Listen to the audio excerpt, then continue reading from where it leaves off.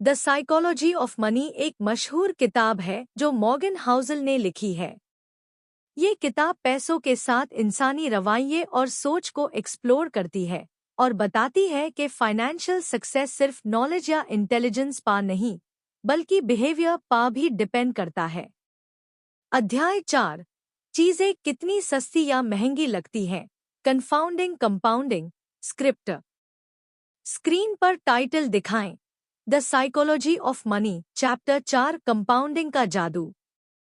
क्या आपने कभी सोचा है कि वॉरेन बफेट दुनिया के सबसे अमीर लोगों में से एक कैसे बने?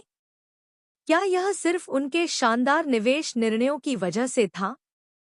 नहीं, असली जादू था कंपाउंडिंग का। आज हम द साइकोलॉजी ऑफ मनी के चौथे अध्याय कन्फाउंडिंग कंपाउंडिंग को एक्सप्लोर करेंगे, जिसमें बताया गया है कि लंबे समय तक पैसा निवेश करने से ही असली धन बनाया जाता है।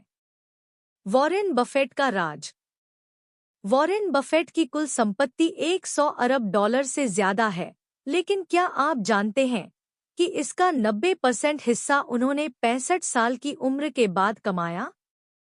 बफेट ने निवेश करना 11 साल की उम्र में शुरू कर दिया था।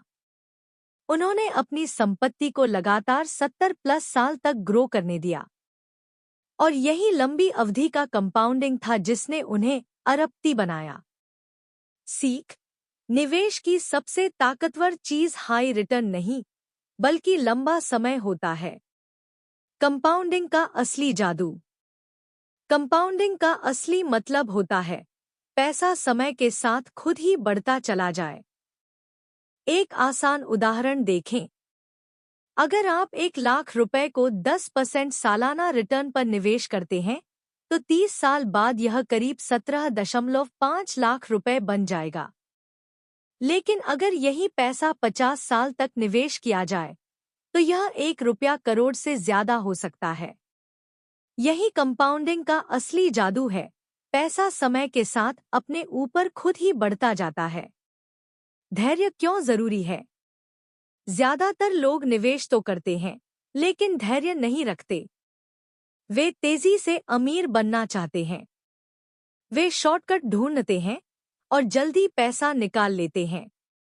लेकिन सच्चाई यह है कि कंपाउंडिंग को असर दिखाने में समय लगता है।